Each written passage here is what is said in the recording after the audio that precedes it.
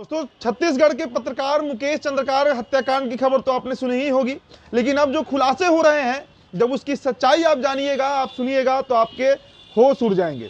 जिस सुरेंद्र चंद्राकर ने हत्या की है पत्रकार की, वो कौन है, किस पार्टी का ये सदस्य है, ये आपको इस वीडियो में हम बताएंगे। इसके अलावा दोस्तों, पत्रकार मुकेश के भाई की एक वीडियो भी आपको हम दिखाएंगे, जो इंसाफ के लिए राहुल गांधी के पैरों में गिरकर भीख मांग रहा है। मार्मिक तस्वीर है, इसकी भी आपको झलक दिखाएंगे। और इस दलित पत्रकार की हत्या ने इस देश में कई जो दलित नेता बनते हैं, जो बड़े लीडर्स बनते हैं, उनकी पोल भी खोल दी है। इन नेताओं को जैसे सांप सूंघ गया है। भाई, किस बात का डर है आपको? एक युवा पत्रकार की मौत पर ये चुप्पी क्यों है? या फिर यहां भी जातीय समीकरण साधा जा रहा है, यहां भी जातीय एंगल ढूंढा जा रहा है। कम से कम दोस्तों, ऐसे संवेदनशील मामले जो होते हैं, इसमें पीड़ित के साथ ये नेता खड़े तो रह सकते हैं, एक ट्वीट तो कर सकते थे, लेकिन नहीं। इसके अलावा दोस्तों, एक उड़ीसा की वीडियो आपको हम दिखाएंगे और इस देश में दलितों की सच्चाई भी दिखाएंगे। और जब दलित की हम बात कर रहे हैं, तो एएनआई एजेंसी की जो हेड है, यानी स्मिता प्रकाश, वो हमारे संविधान को किस तरह बेइज्जत करती हैं ऑन कैमरा, वो भी आपको हम दिखाएंगे। और दोस्तों, बीजेपी के एक उम्मीदवार दिल्ली से चुनाव लड़ रहे हैं, पूर्व सांसद रहे हैं। उन्होंने तो अब खुले ऐलान कर दिया है कि वो नफरत की राजनीति करते रहेंगे, जिसे रोकना है रोक ले। और हिंदू धर्म की रक्षा की जिम्मेदारी इन दिनों अश्लील डांसर जो बार बाला होती हैं, उनके जिम्मे सौंप दिया गया है। उसकी भी एक झलक आपको इस वीडियो में हम दिखाएंगे। तो ऐसी कई खबरें लेकर हम हाजिर हुए हैं। आप सभी का हम स्वागत करते हैं द लाइव टीवी में। द लाइव टीवी, सच सबसे आगे। मेरा नाम उदीप तारण है। दोस्तों, खबरों की शुरुआत पत्रकार मुकेश चंद्राकर से करते हैं। देखिए, एक खबर तो आप जानते ही होंगे, निर्मम हत्या की गई है, सेप्टिक टैंक में उनका शव मिला है, ये खबर आप जानते होंगे। लेकिन अब जो खबर है वो देखिए, जो सुरेश चंद्राकर जिस व्यक्ति ने हत्या की है इस पत्रकार की, दरअसल वो भाजपा का पूर्व जिला अध्यक्ष और बस्तर प्रभारी जी वेंकट पत्रकार मुकेश चंद्रकार के हत्यारे सुरेश चंद्रकार को हार पहनाकर भाजपा में प्रवेश कराते हुए दिख रहे हैं। तस्वीरें आप देख रहे हैं। ठेकेदार भाजपा नेता सुरेश चंद्राकर ने 15 दिन पहले मुख्यमंत्री निवास में सीएम से मुलाकात भी की है। और अब मांग हो रही है कि वो जो सीसीटीवी फुटेज है उसे बाहर लाया जाए, उसे जाहिर किया जाए। तो आप समझ सकते हैं कि दरअसल हत्या किया किसने है, और जिस व्यक्ति ने, जिस सुरेश चंद्राकर के ऊपर यह आरोप लग रहा है, वो किस पार्टी का नेता है। अब दोस्तों, आपको एक और तस्वीर हम दिखाते हैं। तस्वीर देखिए जरा, ये इस देश में दलित नेताओं की पोल खोलने वाली तस्वीर है। जो चंद्रशेखर हैं, चंद्रशेखर रावण, उनके बारे में कहा जा रहा है कि भाई आप दलितों के ही हिमायती हैं, दलितों का ही आप पॉलिटिक्स करके आज संसद पहुंच गए हैं, सांसद बन गए हैं। लेकिन युवा पत्रकार मुकेश चंद्राकर की निर्मम हत्या कर दी गई और बेहद गंदे तरीके से मारा गया है, निर्मम कह सकते हैं, चाकू से गोदा गया है।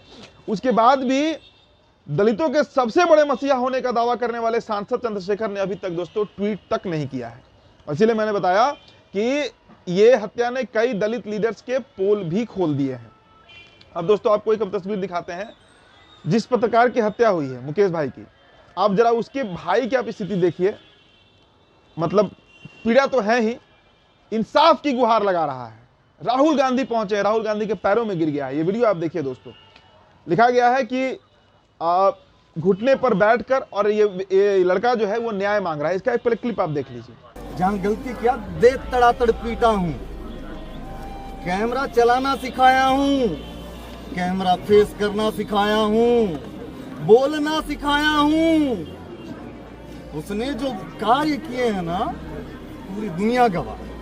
तो दोस्तों देखिए, ये तस्वीर, ये भाई ये कह रहा है राहुल गांधी को कि मुकेश को मैंने ही कैमरा पकड़ना सिखाया, कैमरे के सामने माइक कैसे पकड़ा जाता है। देखिए दोस्तों, हर पत्रकार के जीवन में वो समय आता है जब पहली बार उसे कोई माइक पकड़ाता है, और इस भाई ने अपने भाई मुकेश को माइक पकड़ना सिखाया था, कैमरा फेस करना सिखाया था। और आज ये फूट फूट कर रो रहा है, बिलख रहा है, इंसाफ की भीख मांग रहा है, क्योंकि एक भाजपा नेता ने इसके भाई की हत्या कर दी है। और अब इसकी उम्मीद सिर्फ विपक्ष से है, राहुल गांधी से। अब देखिए, इंसाफ मिलता है, इंसाफ नहीं मिलता है, उम्मीद तो कम ही है जिस तरह से न्याय प्रणाली चल रहा है।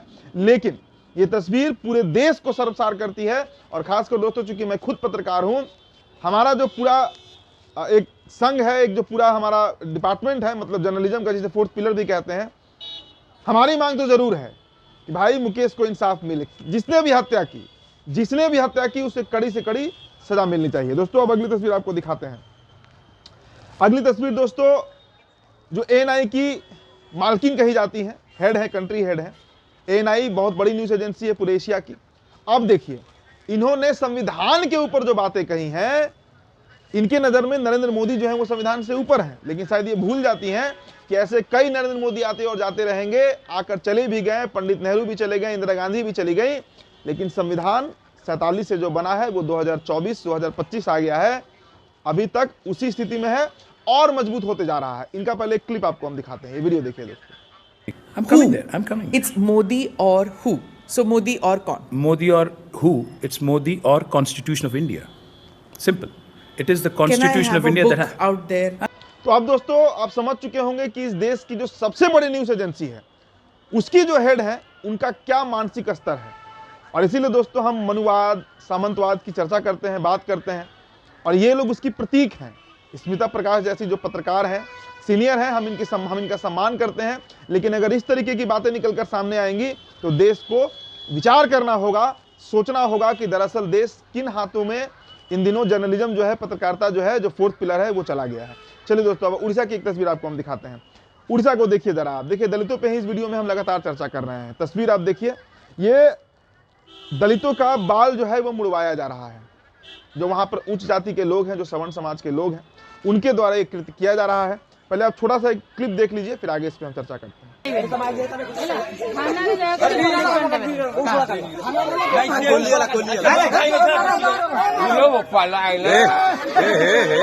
तो दोस्तों दलितों की, और ये दोस्तों सिर्फ उड़ीसा की तस्वीर नहीं है, अभी जिस पत्रकार की हत्या हुई है उस मामले ने तो पूरे दलितों का जो एक उत्पीड़न है, जो एक शोषण है, उसका तो पोल खोल ही दिया है।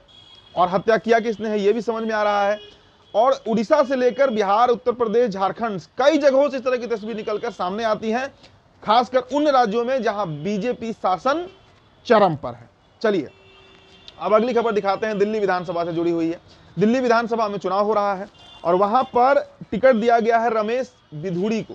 रमेश बिधूड़ी को आप जानते होंगे, इनका एक वायरल हुआ था बड़ा, इन्होंने संसद में जो गालियां दी थी, इन्होंने बक दिया था, वो क्लिप बड़ा वायरल हुआ था। अब ये देखिए ये क्या कह रहे हैं, ये कह रहे हैं कि देखिए दरअसल ये कालकाजी विधानसभा से उम्मीदवार बनाए गए हैं और इन्होंने साफ ऐलान कर दिया है कि नफरत की राजनीति अभी रुकने वाली नहीं है, क्योंकि जब उच्च स्तर के लीडर स्वयं नफरती राजनीति की पैदावार हैं तो उन्हें भी इसी यूएसपी के सहारे नई पीढ़ी के नफरती नेताओं को आगे बढ़ाना है।